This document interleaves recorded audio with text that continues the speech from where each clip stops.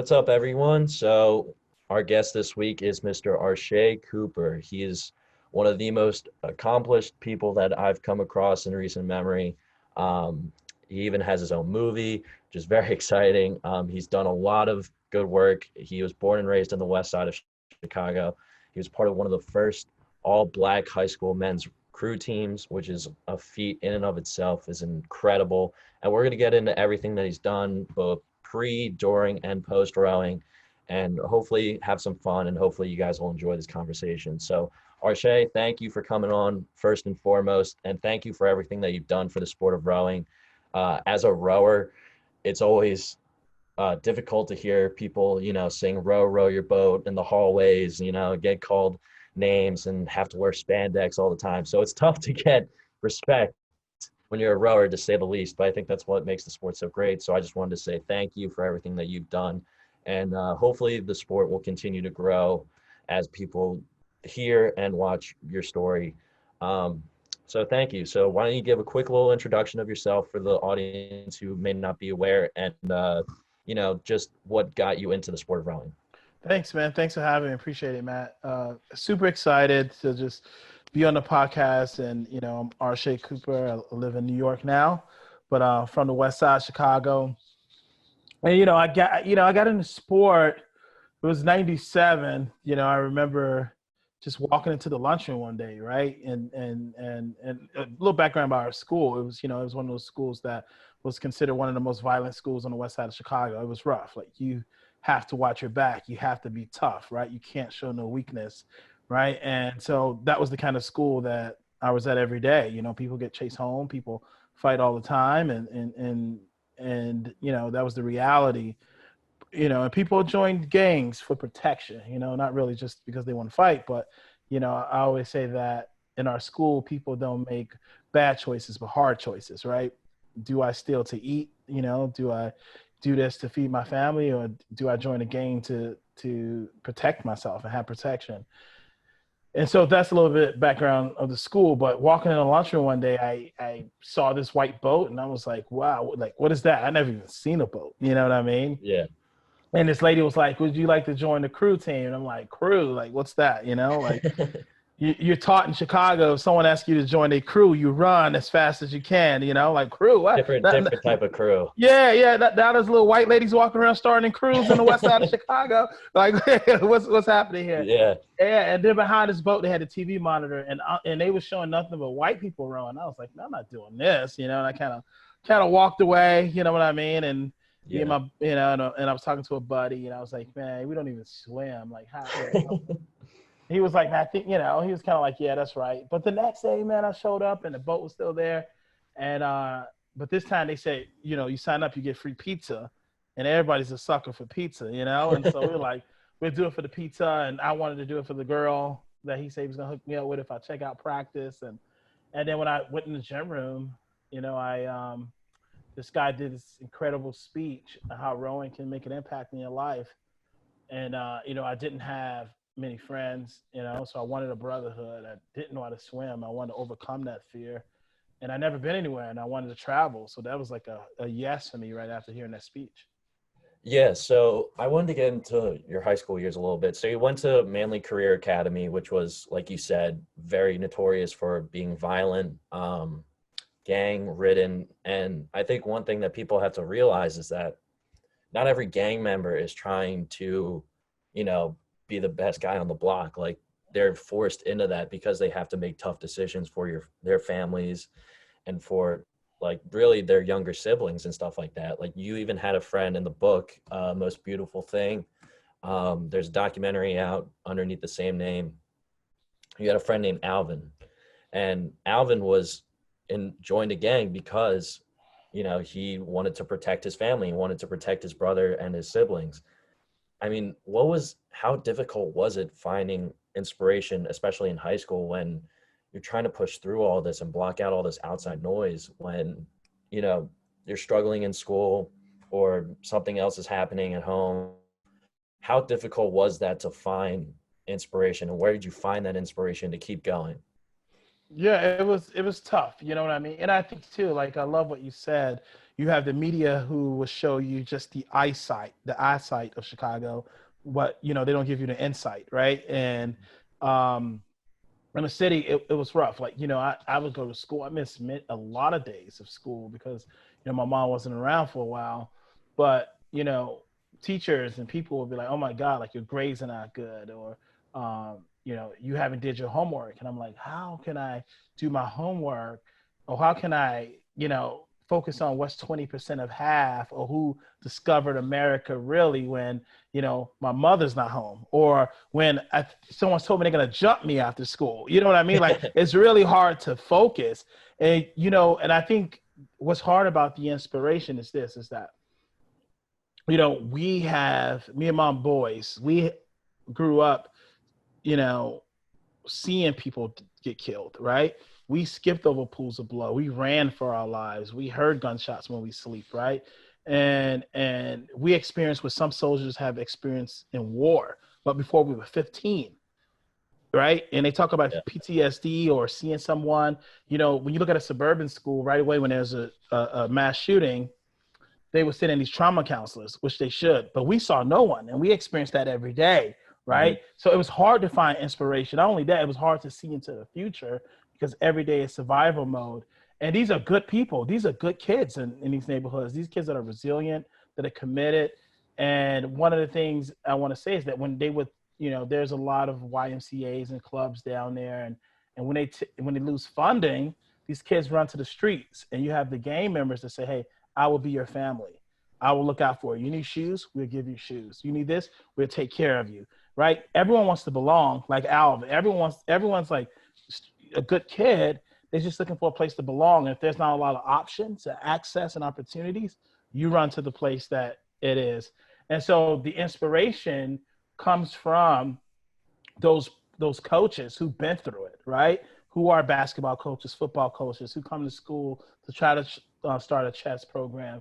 It's the music from some of the rappers that we have. That's why we look at them as role models. It's basketball players and football players who've been through the same things that we've been through, made it out, right? And became successful and give back. So that's it. Even though it was hard and it was like sometimes far out of reach, but we had to find the inspiration. It didn't just sit in our classroom. It didn't just sit on our lap. It wasn't just on the corner. We had to find it. And those were the places that we found the inspiration.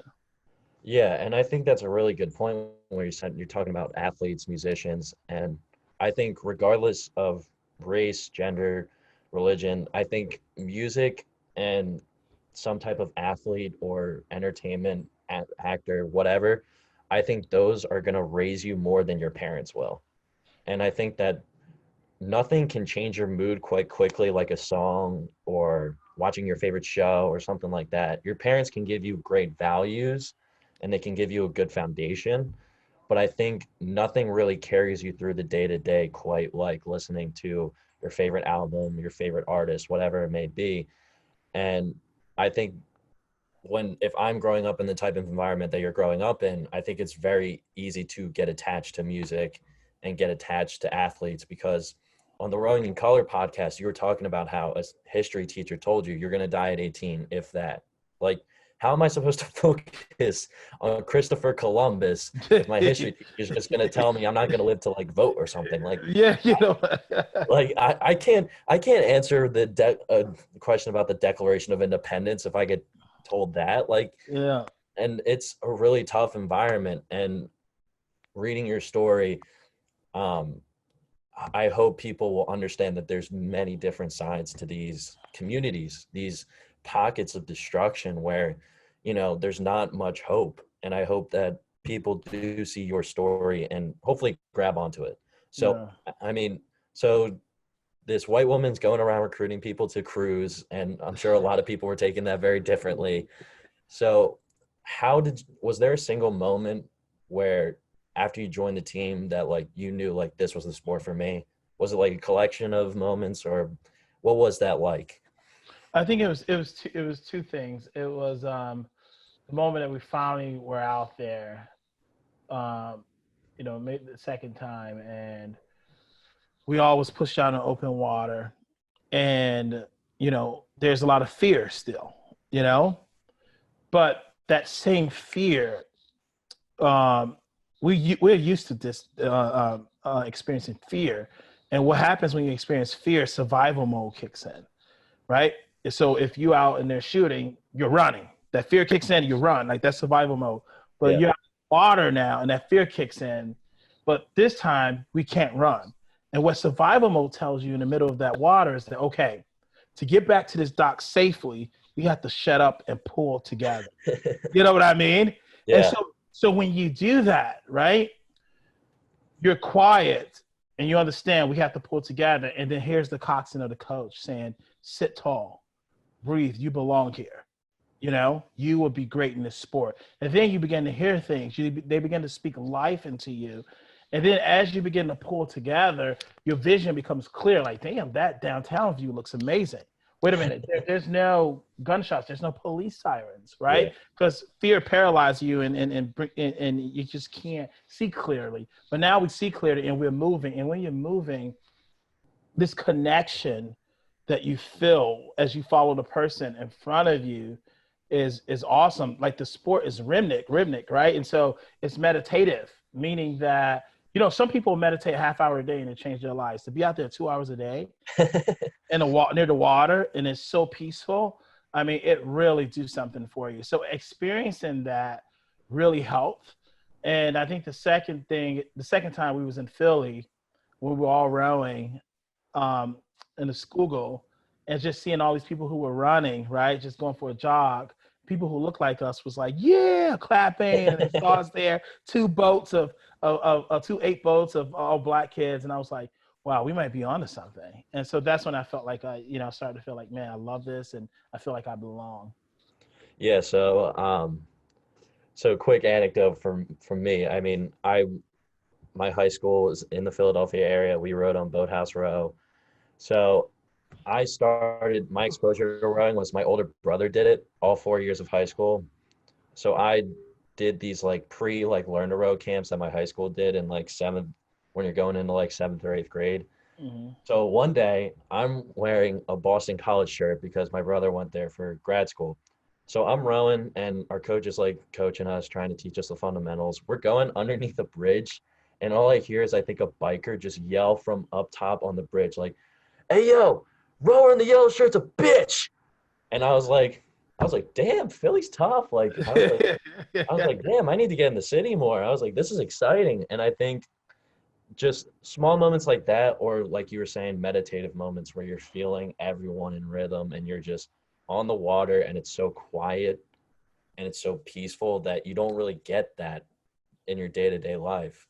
No matter whether you're a high school kid growing up in Chicago or you're a successful business person doing anything, you're busy, you're caught up in day to day. Yeah. So, and I think that's like, especially in high school, it's an escape. Like I know I had some moments in high school where I was like, man, I'm just glad to be on the water and like get away from school for once or like do something like that. So I can't even imagine how relieving it was for you guys to get out in the water and just practice and just get away and just let everything rip for however long practice was, hour and a half, 2 hours. So what were your like initial reactions of the coaches in general? So like, were you very hesitant at first to buy in? Was it like immediate? You were like, these guys are the coaches for us. No, I think that like again, I was always kind of like skeptical. It's like, like I said in the book, like any white sport, like we like white sports get you killed, right? And when you say white sports, you mean sports that are expensive, Country and club it's, sports, yeah. yeah, and like Like crazy. tennis. Yeah, like tennis. I'm not gonna play tennis, or I'm not gonna like jump off a mountain, or be in the middle of the ocean. Like I don't want to do it. Squash is a huge one. Yeah, yeah, I know, right? Water polo, Yeah. like we're not doing that, And so I think that, so I'm skeptical going in, but what I liked about these coaches was that, first there was like, as a guy, you don't get, especially in the 90s, you don't get a lot of female coaches, right? So there's a female coach. Like when it comes to guys basketball, guys football, baseball, there are no female coaches. So we have a female coach. I'm like, oh, okay. It's like, and then, women teachers compared to men teachers, women teachers are usually more caring, right? So I'm like, oh, we have a woman coach. That's awesome. And then, there's a Black man, Victor, who's another coach who looks like us, right? And so then you have Ken, who's like passionate, right? And and so I think that village that he built around us made me feel comfortable. You know what I mean? It wasn't just some white dude who's like, yeah, you're going to win, you're going to win medals, you're going to dominate. But I think what helped us is that he didn't come in there talking about gold medals or really you're going to be an Olympian. It was like you will overcome your fear of water. You will travel. You will build a brotherhood. These are all the immediate things that are missing in our life, right? And that's what spoke to us. And so you're like, man, if this person's for real, you know what I mean? I'm going to give it a shot. If it's for real, I think life might be great for me. It might just work out. You know what I'm saying? This may be a little something that goes If somewhere. this shit is real, man, it's something might work out. So, and and they delivered because when I say like people say rowing changed their life, it changes your life, all the experience. But it wasn't really just like I show up at a boathouse and there's a boat and an oar there and I sit in it and I row. That changed my life. It was the environment that these coaches set for us, right? And these lessons they had, right? The simple lesson of leaving the boathouse better than you found it every time you walk in there. Like, I'm like, wow, like that metaphor is like, I want to leave the world better than I found it, no matter what. My interaction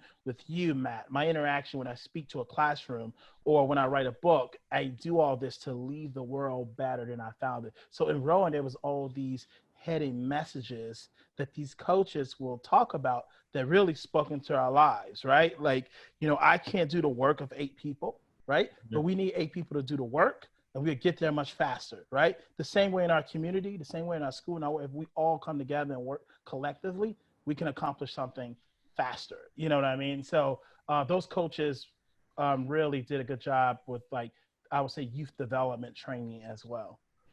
Yeah, I mean, rowing is one of those sports where you can bring a whole cast of characters together and you're on the same, pretty much the same level, like at first at least.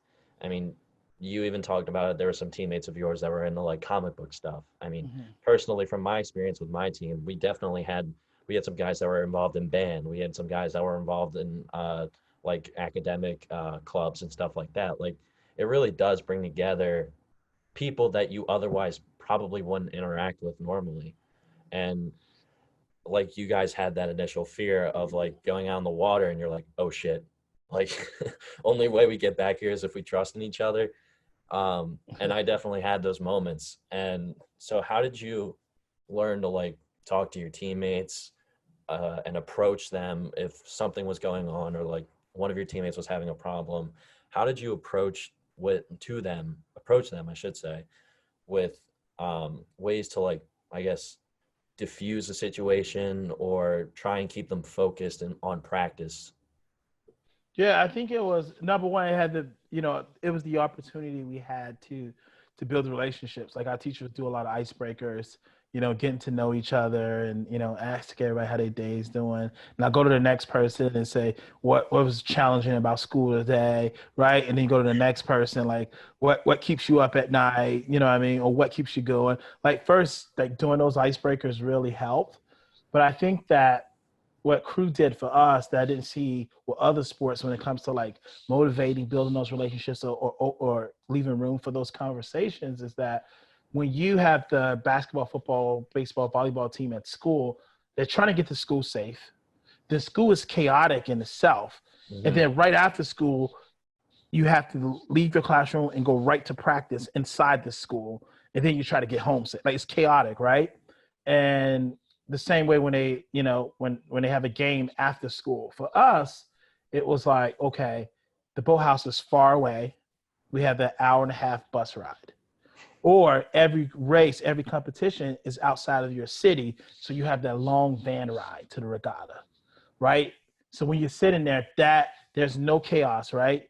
And it's silent for a while, but those are the moments that give you opportunities to know each other, to build a relationship, and that's what crew does for young people. And so from there is when we were like, the coach would be like, "All right, someone tell a story. Someone tell a story," and we're like, "Holy crap, you went through that? I went through that too." You know what I mean? And then you start talking about it. And then afterwards, when you're like at a regatta sitting there and you walk, to the van with one of the guys, you're like, man, dude, my dad did the same stuff. And then you start building these conversations, right? But a lot of times we don't have time or there's no space to do it when you live in a community that can be chaotic a little bit. And so from there, that's where I learned to just be like, hey, man, you remember we had the conversation?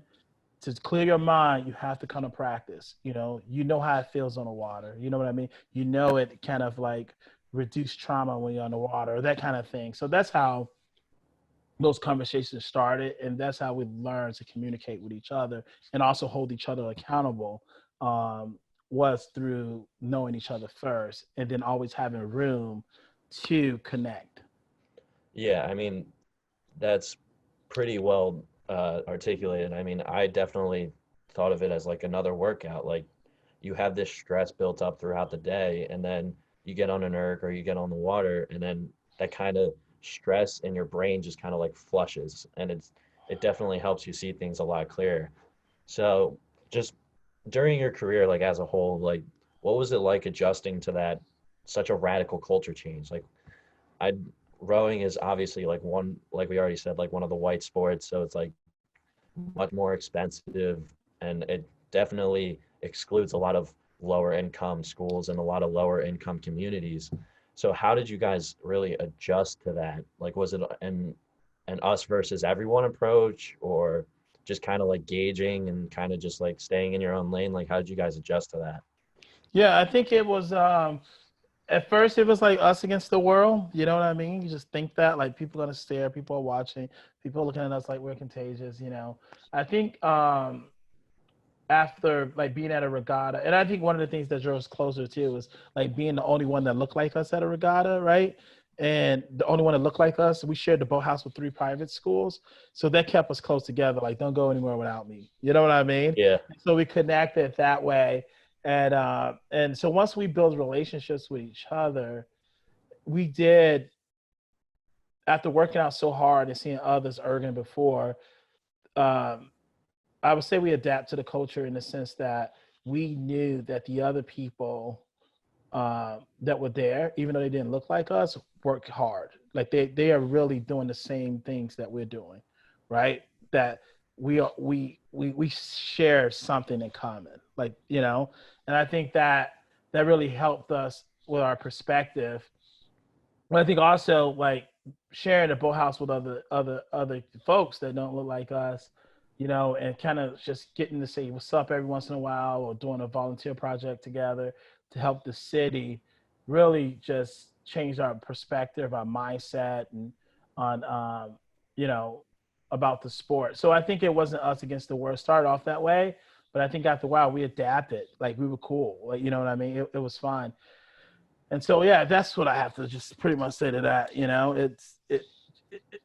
We all go through the same pain. And we I wouldn't have gotten that or thought about that if it wasn't for the sport. I Yeah. never interacted or thought I can get along with someone who didn't look like me or be a part of that culture until you sit next to all those dudes and you all yelling and screaming and throwing up after a 2K. You know what I mean? You're like, You're like, oh, holy fuck, why am I yeah, doing we this? all are we all are one and the same, man. So we began to look at things a little differently after that.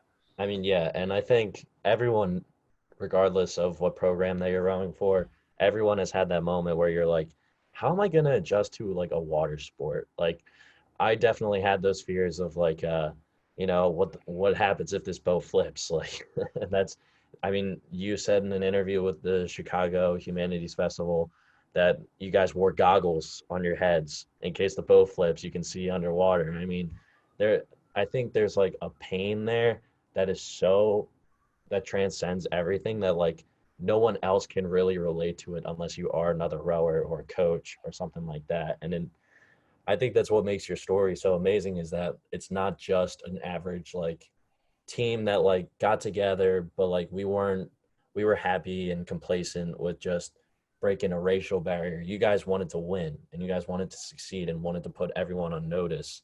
That being said, can you explain to me what it was like crashing your boat twice in your first race? No, I cannot explain it to you. No, I'm just kidding. Um, no, man, that was rough, bro. Because we were ready to go. No one looked Yeah. like us out there, and we were like, yes. And then Seneca Nations, we did not like those dudes. They was just like, they always appear to be so perfect. You know what I mean? It's Always the like, Jesuit schools. It's yeah, always yeah.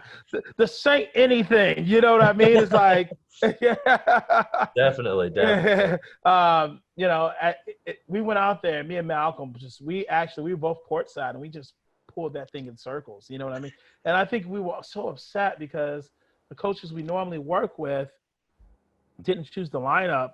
You know, another coach who worked with us a little bit chose the lineup, and we were like, "Damn, man!" And so when we looked up, when first time we hit the wall, I didn't even know why we hit it. I was just so like in the race. And you look up and you see all these white faces just like staring at you. You're like, "Damn," you Like, know. And oh, then Malcolm was like, you know, Malcolm. You read about Malcolm. He's always skeptical about something or like, you know, someone set us up. He's like, they yeah, the set us man's up. out to get us. Yeah, yeah. They set us up, you know.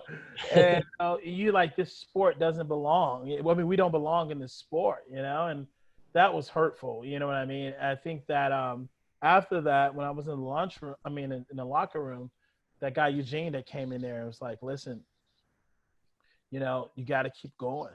You know, like people gonna remember you. You know, you guys got to keep.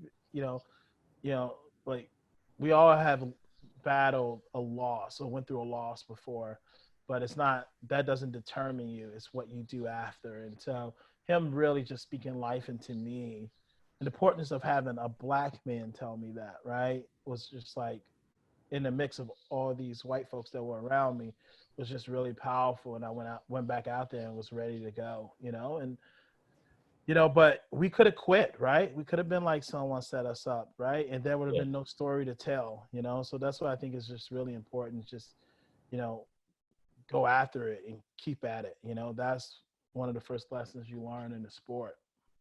yeah, definitely. I mean, and there's always those moments that are unique to rowing that you're like, fuck, I either caught a crab or I either messed up a stroke or something. Or there's always those funny moments where years down the line you can laugh about it. In the moment, it's like the most haunting thing of your life. Yeah. But after, I think those are what form bonds and form relationships. Like you and those three other guys in the four. I mean, you guys are the only guys that crashed the boat twice. Like you guys are only have that story, really. Yeah. So as And I tell you, I can't tell you how many times I use that story to really help young people move forward, you know? So I'm glad we have that story. I read that in the book and I was like, I have to talk about this. This is because I've had those fears before where I'm like, I don't trust the coxswain behind me. I'm like, this shit is gonna be either we crash into a wall, someone catches a crab or something. But I Yeah. guess we're gonna haul ass and see what happens. Yeah. So, I mean, that's always a great moment. And I agree that like that story really helps young people move forward because I think nowadays with social media, internet, everything, like as much as it's been repeated, social media and stuff, as great as it is, it can be very challenging to move forward from one moment or one event that happened to you. Like with cyberbullying and everything now, I think that there should be more stories reflected where you can build up that confidence to say like, listen, it was funny, you laugh about it and you move on. Mhm. So during your high school career, you were like every other high schooler. You had a crush named Grace. So my question is, did you ever give that poem to her? Yeah, that's a lot. Everyone has that question. You know, it's I so gotta funny. ask. I gotta ask. We've all been Yeah. in that position, Yes. Yes. struggling with the ladies, and you gotta do Yeah. something. Yeah. She was great. She's a great friend. But I did give it to her. I did. I kind of left it out the book because I couldn't remember the poem because I gave it to her. Everything else I kept. You Yeah. know what I mean? And I can, you know, I was like, oh, I You're like, remember it. shit, But the one thing I wanted to talk about, and I gave it yeah, away. yeah, I gave it away. I did give it to her, and I think she kept it. And she, you know, she would talk about it throughout, you know, my senior year. But I did give it to her, but I just couldn't remember the darn point. I just remember the beginning of it. But yeah, man, everyone has that crush, and I think that, you know, I was definitely friend zoned the whole time. I didn't get the girl. Nothing like being in the friend zone. I know, you just can't escape it. And but you know, she was like that person you can talk to about everything, right? Everyone needs that outlet. And when you Mhm. don't have that outlet, you just have this stuff inside of you that kind of directs your path in a different way if you don't have anyone giving you advice. Before I trusted coaches before anything. I was able to really use her as an outlet, and she was great for that. Yeah, definitely. And I think it's important to have that outlet, especially when like you can't talk to your like guy friends about that shit. Like Yeah. like they're not going to be the most sensitive to the information at the very least. So I totally get that. I totally agree with that. So you go through high school rowing, and eventually you took a gap year to work at AmeriCorps. So can you explain a little bit what that organization does for people who don't know, and like the type of work that you were doing with them? Yeah, the way I got into that work is that I was asked as a senior to go speak at the juvenile center in Chicago. I was a rower. I was doing really well. I became a leader. I became a captain. I was volunteering in a lot of places as a high school student. And it was like, you should go speak to these young kids in the juvenile center. I'm like, what? Like, I'm not doing that. Yeah, I'm gonna Uh, get sliced to shreds. yeah, And I went and I saw these young black faces young people who basically grew up the way I did. And, there's a bunch of them. And I started talking. And it was very quick, too. I was like, my mom was a drug addict. And never said the word dad a day in my life. And it was rough for me. It was so hard. I joined this team. I learned, I learned many things through this team. But I started reading books. I started taking care of my body, taking care of my mind. And I became focused. And now these are the great things that happened in my life as a 15, 16, 17-year-old kid. And I was like, thank you for listening. And as I was walking out, this one kid, it's like, Arshay. And I look back, and it was my friend Donald from the 7th grade. I haven't seen him since middle school. And the security guard kind of grabbed him and pushed him back in his seat. It was like, I told you, no talking. And they treated that dude like an animal, right? And all I could think about was like, when that teacher told me I was gonna die before I was 18, not knowing that my mom was a drug addict, not knowing that I didn't have a father, knowing that there was no food at home, right? And I was thinking the same thing about this kid. And I remember going to my coach, and it's like I was already ready to go to culinary school at Cordon Bleu to be this amazing chef. But I was like, I feel like I need to do more before that. I feel like time is running out. I feel like more people need to hear my story. And he was like, all right, and I was like, I'm gonna take a gap year and I'm gonna go to AmeriCorps. AmeriCorps is this program. It's like the Peace Corps, but you dedicate a 1 year of your life to full-time service, and you say, I'm gonna go back to my community and do service learning, community service, which means that you are either doing like working with high school you helping students get 40 hours of community service by doing these creative projects. And so we did all these fun creative projects, like working with kids that are disabled, the basketball team teaming up with the kids that have disability, and they will play games together, play basketball games together. Or you take young people and they will go to the homeless shelter and do poetry and sew blankets for them, like all these amazing things. One of the cool things we've done is you go to Children's Hospital and you do face painting, or you put on a little puppet show for them, like all these great things, instead of like filing papers or cleaning up the trash at the school. Like, this was Mhm. meaningful service. And so I did that, and it was just awesome, and I learned a lot. And on that team, you have a very diverse team of people who don't look like you, and you're breaking down stereotypes along the way. And diversity, inclusion, and equity becomes a huge awareness for everybody. And so, and I was great because I was always a team player. I learned how to be a team player while rowing, right? I learned how to connect with people. I learned how to follow, right? I learned how to lead, right? I learned how to face my fears. I learned how to leave things better than that I found it, right? So all those things helped me to be a better employee at AmeriCorps, and a great service guy, And so that's what I did. And then right after that, I was able to go to Le Cordon Bleu. So yeah, I mean, I think the work that you were doing at AmeriCorps is great, and I hope that people are more willing to do that type of work where they're expanding their boundaries and not so much living or judging people based on a box of what they've been told or their own experiences. And I think that's really important. Like like you said, your friend Donald, like you knew him in like seventh grade. And I think that's one of the problems that the US is facing is harsh sentences, and these people are good people. They just need time to get the right resources and get the right foundation so that they can succeed in life and they avoid uh, going down a bad path. So, I mean, transitioning into your career as a chef, I mean, you did amazing work. You were hustling. You even put your Blackbird cards when you worked at the restaurant Blackbird Starbucks orders. Can you explain that? Like, cause that's like some Jay-Z type hustling right there. Yeah, the rowing program had entrepreneurship. It was rowing and entrepreneurship, Yeah, right? And so in those entrepreneurship classes in high school, you learn how to hustle, right? You learn about the marketplace, the economy. You learn how to shake a hand, right? You learn how to network and how to make deals, right? In those classes, and so.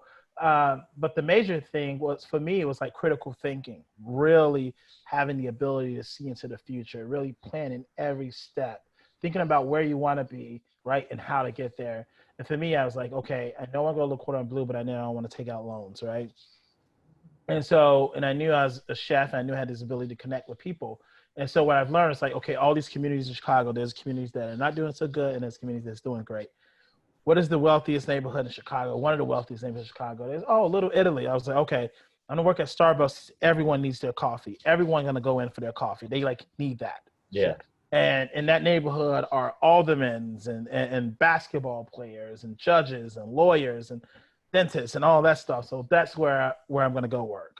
And so every morning, grinding, man, from like 4 a.m. when you got to open up the Starbucks to 8:30, I was there, right? And people would come in and they would get their coffee, and I was like, "Hey, how you doing? How's your morning? Don't worry about it. This coffee's on me. Just yeah. building relationships, getting to know them, and they loved me. Like, how's your daughter today? How's your son? How's business? And they would ask me the same questions. So I build a relationship with like 50 different people every morning, right? And so from there, I'm in school from like 10 to like 4 or whatever. And, and I'm learning, but I'm new, as I'm a young chef or a young cook, not even a chef yet. And then you have Blackbird, which is like #1 critically acclaimed restaurant in Chicago. You know what Mhm. I mean? And most of my white chefs, and everyone wants to Yeah. diversify their jobs. So I went there, Chef Paul Kahn, who's a great chef. I was like, I want to work for free. I do whatever. I cut carrots, no matter what. I freaking like cut mushrooms. I just want to learn and I want to work for free. Of course, they're gonna let me work for free. And so I go to Starbucks and I make these business cards, cater to families, cater to couples, right? And so as people get their coffee, I will put my business card in the sleeve of their cup. They're like, "What's this?" So I was like, "Yeah, I cater events. You're not a cook? Yeah, I go to Le Cordon Bleu and I work at Blackbird. You work at Blackbird? Yeah, I work at Blackbird." They said I was doing it for free. And I was cutting carrots. I said, "I work at Blackbird." You know what I mean? I They did. don't need to know You that. You know, can just tuck that away there. It says Blackbeard on the card. That's all that's yes, needed. yeah. That's all. That's it. And then I started making money. So what I would do is they was like, "Yeah, have the teas party." I would go like, I would like get tell you, I would like young dude that was like $1,200 for that party, and I would go find two of my chef buddies from school and be like, "I give you $10 an hour for like 6 hours." I'm like, and this is stuff I learned in entrepreneurship classes, bro. And they would go and work. I would give them like $70 each, and I'll leave with like $1,000. That was like, I wonder if they listen to this now and they're like, yeah, they "Hey, might where be the like, fuck is that "What?" money?" And I was paying.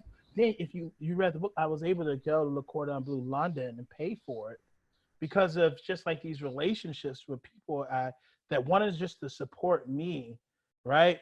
Because I was nice to them and asked them about their lives as they got their coffee, and so that was like the grind, man. I was hustling, bro. And so that was a good experience. And the way I got into working with WWE wrestling, because I told that story, right? And I told my story about rowing. Like, I wasn't supposed to get that job as a 21-year-old working with WWE wrestling. You know what I mean? There was like so many people that were older, with a lot of experience should have got that job. That was a dream job.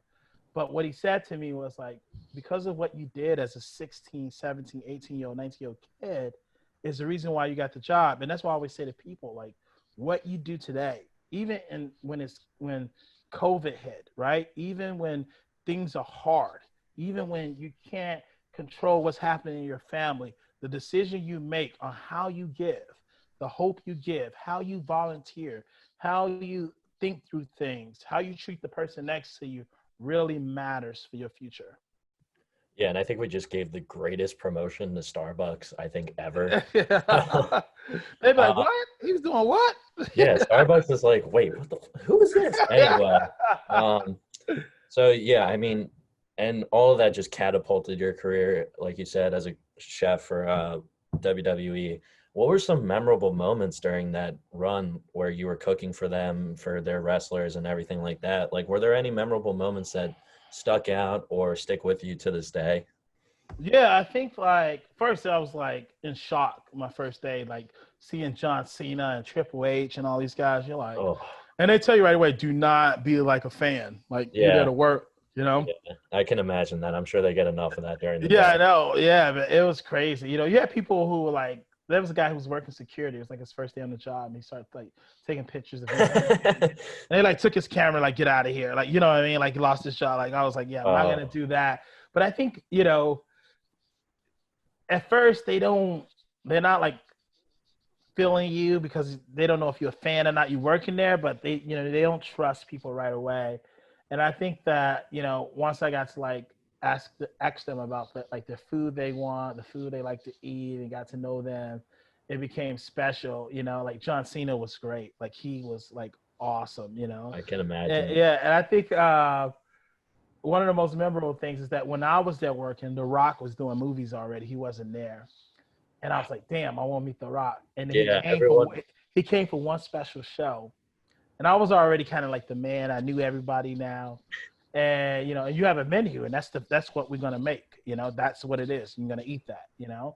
And The Rock came, and I was like, hey, this is what we have on the menu. And he said, um, and I said, we got beef, we got pork, we got this, we got pasta, this. He was like, chicken breast. I was like, we don't have chicken breast. He was like, chicken breast. And then I was like, that's not what we're serving. And someone came into me and said, if The Rock wants chicken breast, So you The give Rock him. gets chicken breast. He was probably like the goal on this man to say no to the Rock. I know this guy said no to The Rock, and survived. You know what I I could mean? see the entire like kitchen just dropping everything in dead silence. They're like, Yeah, "Oh yeah. no, this jabroni's about to get a rock bottom just on the table." Yeah. I can imagine. Oh, Yeah, no, it was great. I learned a lot. I learned a lot on the show, a lot on the road. But those guys are, like, have good hearts, and they go through a lot. You know what I mean? You're just like fans. You see these guys come off the bus, and you see fans like raising up their T-shirts, like yeah, women like, give me tickets, and you're like, and you see people at the hotel. It's a crazy, crazy world. yeah. I mean, 24/7, they got to be like on the clock, pretty much. I mean, the only real like comparison that I could make to something as or to a person as popular was Jordan. Just the sheer amount of fans that were clamoring for him, and like watching The Last Dance, it was like I can't even imagine dealing with that type of people just grabbing you for autographs, tickets, whatever. And I think I give tons of respect to those guys, those wrestlers, because they're on the road 340 out of the 365 days. Like it seems like they never get a break. I mean, and major props to them. I mean, so anyway, circling back to you because the interview is about you. Mhm. So anyway, um, so you founded the only New York City public school rowing team at Eastside Community School. Can you explain a little bit like some of the work that you've done there, like just coaching them or administrative stuff? Like, because I think that's something that a lot of people may gloss over in this book, but I think it's present work that should be covered. So just going a little bit in depth about that, like what you've done around the community and, even with the program in general. Yeah, I was there when I self-published Sugar Water. They did a book reading, and when I went there, I told my story, and these young people were like, "How do we experience what you experience?" And I was like, "Wow." And you can't say no to that sometimes. And So I was like, I don't have any water right now, but we'll start off as an indoor rowing program. And we had like close to 40 kids, right? And Pretty good number. yeah, it was a great number. And these are kids from the neighborhood. And, I started off just really erging and then doing indoor rowing, going to ergatas, around the East Coast. And these kids started erging. But the foundation of the team was really built on some of the things I learned, right? There was a lot of like talks about gender, talks about breaking down stereotypes, self-awareness, right? Identity, like, mentorship. I was bringing in speakers. So it was more than rowing. I think what kept them was the family that we built every single day, right? Learning more about each other. And so, and that was great. And then we had like kids that went on to be walk-ons and kids who went over to the Row New York program, became really great rowers, and it opened doors for them. I mean, in 1 year, some of these kids, like one went to Germany to do a camp for free rowing. Some was at Springfield. They was traveling from like Rochester to being at the Niagara Falls. All these things happened in 1 year, and I wanted to give them the same experience that I had, and that was the goal. And that program still exists, and they have someone else coaching the program, but it was good to be a part of that. But once I was able to see what I created there, and I spoke at the U.S. Rowing Convention, that's when I started, getting to know a lot of people in the rowing world. They say, "Hey, can you come and start that same framework here and help us build out our program?" And that program was built on rowing, right, youth development, academic support, social emotional learning, right, and people started their programs and their clubs. I've seen kids who say, "Hey, I heard you speak at my school 4 years ago. Now I'm going to row at Cal. Now I'm at Williams. Now I'm at Stanford." You know what I mean? Yes. And that's the kind of success I want. And I think we're part of a sport that sometimes really measures success only on gold medals. Mm. That's not enough because you know, our sport can still be in danger. We can still lose our sport in the Olympics 10 years from now, right? And gold medals are good, they're fine, right? But you think about our film, in a matter of 6 months, our film has been in Sports Illustrated, Today Show, New York Times, LA Times, Washington Post, USA Today, all of these great outlets, right? NPR, numerous of times. And it's because what the world has been trying to figure out, how do we get different gang members working together? How do we culturally get people to overcome the fear of water?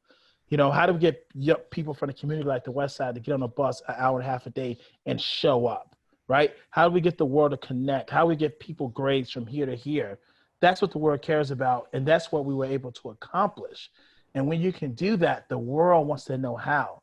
But we use it through our sport. So we can measure success not only by gold medals, but also the things outside of the boat. That's when we become more mainstream. The history of sports teach us that although each sport has made a significant impact in the world in some way, none has entirely reached its goal without diversity, without access and opportunity, without change, without that underdog story, right?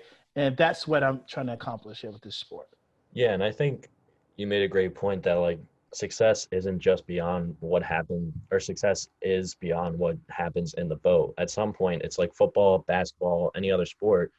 The sport's going to end at some point for you, and you got to be ready and be prepared for when it does end, and make sure that you do have like a plan B in case you get injured, something emotionally within your family, something happens where you're going to have to step away for a little bit, and you got to be prepared for that. So overall, this was a great interview. I just want to wrap up with a little segment I like to call Off the Dome, where it's just like five like quick lightning round questions. So first of all, start, bench, or cut Jordan, Kobe, and LeBron. Start Jordan, bench LeBron. No, Ooh, no, no, no, no. Bench Kobe, cut LeBron. okay. Yeah, yeah, yeah, yeah, yeah, yeah, I was gonna say I want Kobe. yeah, yeah. All right. So do you have a favorite music album all time? Yeah, B by Common. I'll have to listen to that. Listen to B by Common. Insane. All right. So kind of go a little similar to that. you're hosting. So imagine you're hosting like all Chicago concert festival. Your headliner is between Common, Kanye, and another artist that you choose. Who are you picking as the headliner? Common. Common? Okay, I like that. Used to be Kanye, but now Common. See, my generation of Common is him just being on Microsoft commercials now.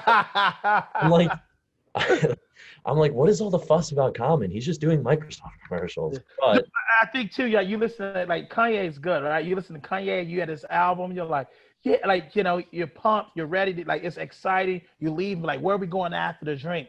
Get to a Common concert, you're like, yeah, it's awesome. And you leave, you're like, man, how can I change and make an impact here? yeah, How can I do this? You know what I mean? definitely. So what was your favorite moment of like your favorite Chicago sports moment? It could be related to your rowing career, it could be the Bulls 60. 97, 98 Bulls, the six Yeah. Jordan, pushing off the butt a little bit for Russell. I don't think that's a push. Do you think that's a push off? No, Uh, you know what?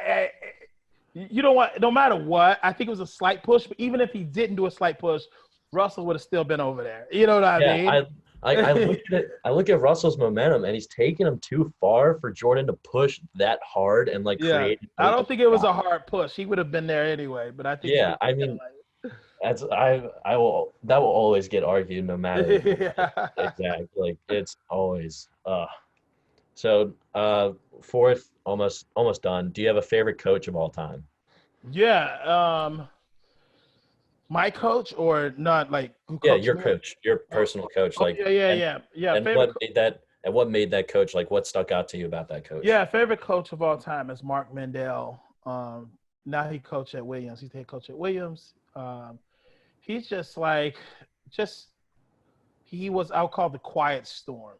He was very like he pushed us to our limits and was fierce like a lion. Then he knew when to be a lamb. Right, he knew when we needed his support, when we needed his help. There were some coaches that was just like a lamb, and some was just like a lion. But he was close to our age, and he understood us. He ran with us. He did push-ups with us. He did wall sits with us, and so that was the kind of demonstration I needed at that time. And so he will always be my best favorite coach of all time. Hey, nothing wrong with that.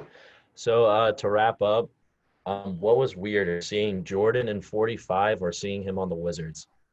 Ooh, seeing him and the Wizards. You know what I mean? Yeah. I don't care what number you wear. If you still at the, you still playing for us. You're playing for us. So yeah, that was it. And I have to say, for the record, can you imagine in the '90s? You saw The Last Dance in the '90s, where everybody shaved their head bald because they want to be like Mike. The shoes said you would jump like Mike. The commercial with the Gatorade, everyone drank Gatorade, right? I Spike mean, Lee. everyone carried a basketball to school. Everyone wear number 23.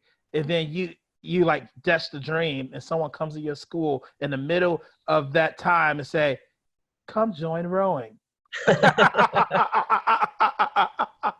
Yeah, I can see that as being like, no, why would I ever do I would that? never do that. You see this basketball like everybody. Yeah, I don't have to pay $20,000 to go hoop down the street. I can Yeah, I just go know. hoop down the street whenever I want to. I mean, I'm still very much a Jordan fan, even though past he was past his playing career when I was born and growing up. And I'm a Sixers fan, so we're already miserable enough. So we got to look for other teams to root for. Yeah.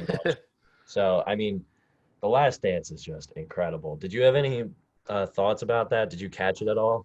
Yeah, of course, man. I was obsessed. I think that, Mike was Mike. He was perfect for the time. I think that what everyone should understand from Jordan is that in rowing, no matter what sport we're a part of, everyone knows who's the greatest player on their team. Everyone knows who won it the most. You know who that person is, who won it more than everyone else. But Jordan understood that that's not it. How do I get everybody else to want it just the way I want it? And Yeah. that's how we win. You know what I mean? And some people are okay with just being the greatest or just wanting it more than everyone else. And Jordan was like, fuck that. You all gotta want it the same, or you getting punched in the eye. You know Yeah. what Or Steve Kerr. Or Steve Kerr. I mean? So yeah, thank you very much for this interview.